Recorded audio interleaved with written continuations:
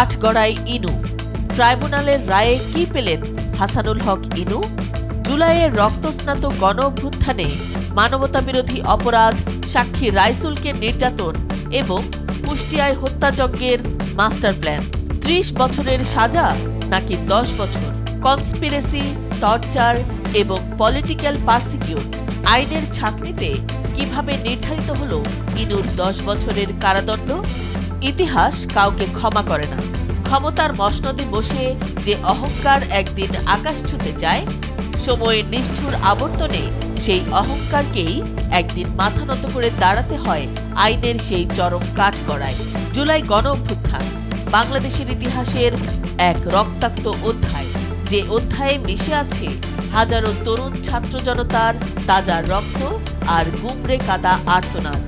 কিন্তু এই হত্যাযজ্ঞ, এই নির্মম নিপীড়ন কি কেবলই রাজপথের সংঘাত ছিল, নাকি এর পেছনে লুকিয়েছিল শীতাতপ নিয়ন্ত্রিত কক্ষে বসে সাজানো এক ভয়ঙ্কর পলিটিক্যাল মাস্টার প্ল্যান?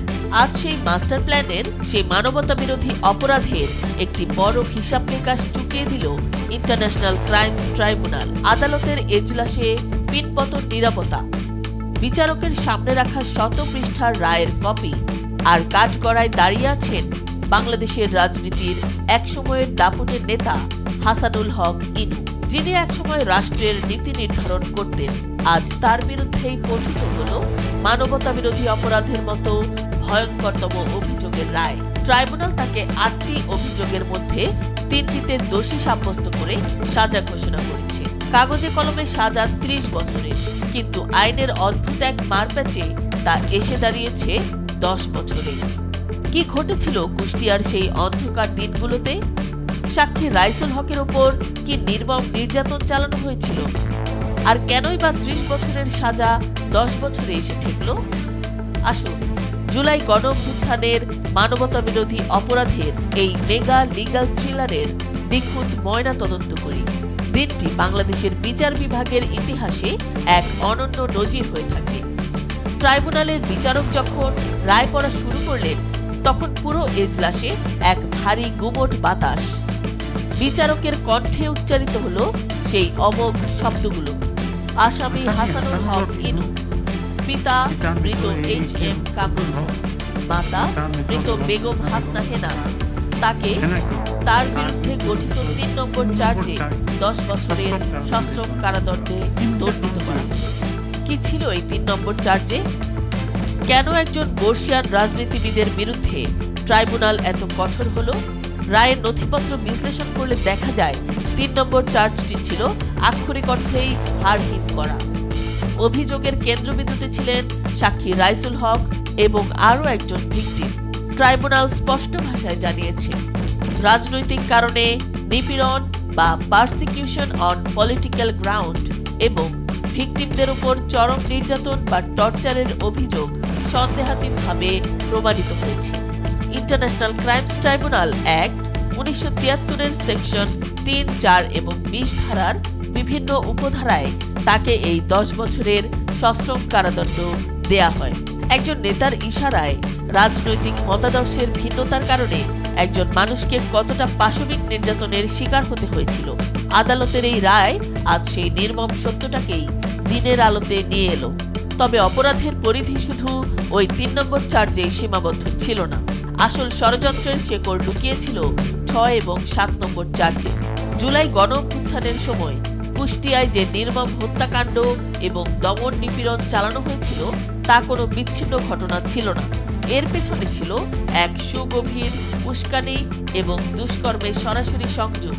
বিচারক যখন ৬ নম্বর চার্জের রায় পড়েছিলেন, তখন উঠে এলো কনস্পিরেসি বা ষড়যন্ত্র, ইনস্টিগেশন বা উস্কানি এবং কমপ্লিসিটি বা মানবতাবিরোধী দুষ্কর্মের সংযোগের মতো ভয়ঙ্কর সব আইনি টার্ম।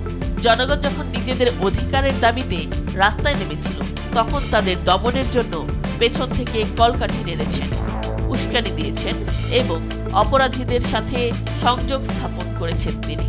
আর এই অপরাধের দায়ে ট্রাইব্যুনাল তাকে আরও ১০ বছরের সশ্রম কারাদণ্ড এবং ১ লক্ষ টাকা জরিমানার নির্দেশ দেন।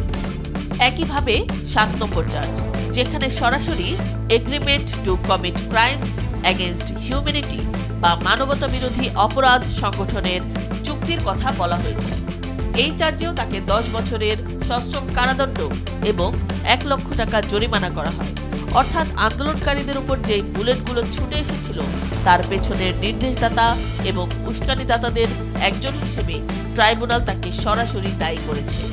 এবার আসুন সেই জায়গাটিতে যা নিয়ে সাধারণ মানুষের মনে তৈরি হয়েছে সবচেয়ে বড় বিভ্রান্তি। 3 নম্বর চার্জের 10 বছর, 6 নম্বর চার্জের 10 বছর, 7 নম্বর চার্জে 10 বছর।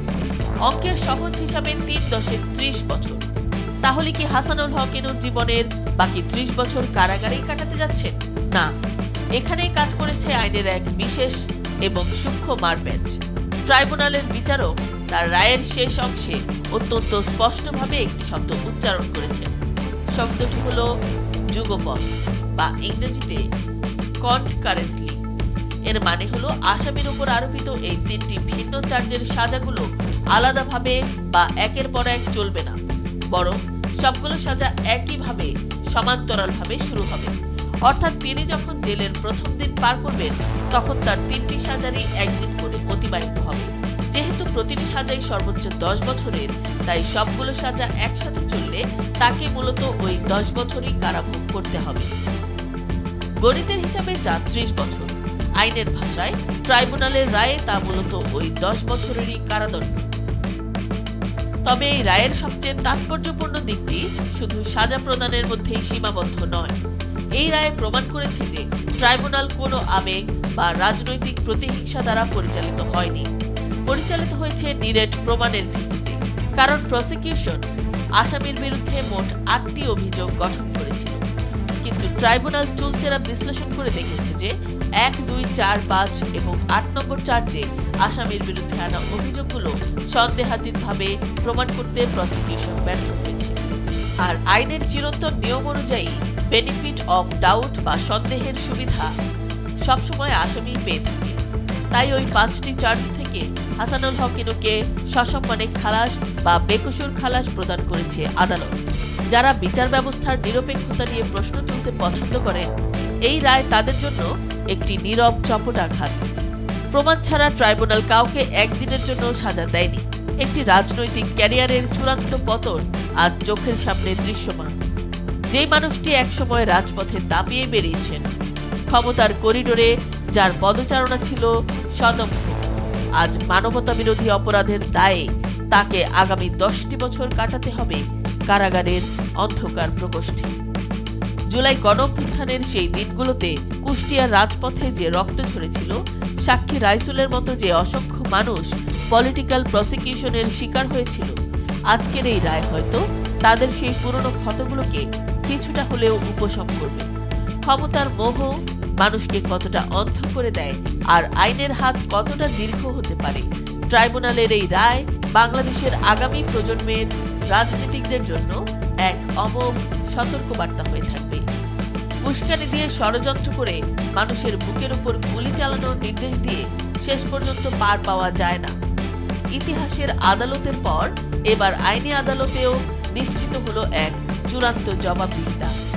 আদালতের অজানা সমীকরণ, আইনের মারপ্যাচ এবং খবরের পেছনের বস্তুনিষ্ঠ বিশ্লেষণ সবার আগে পেতে চোখ রাখুন আমাদের চ্যানেলে। এতক্ষণ দেখছিলেন ইকো অফ বাংলাদেশ। প্রতিদিনের এমন নিউজ আপডেট পেতে সাবস্ক্রাইব করুন আমাদের চ্যানেল, সেই সাথে অন করে রাখুন বেল আইকন।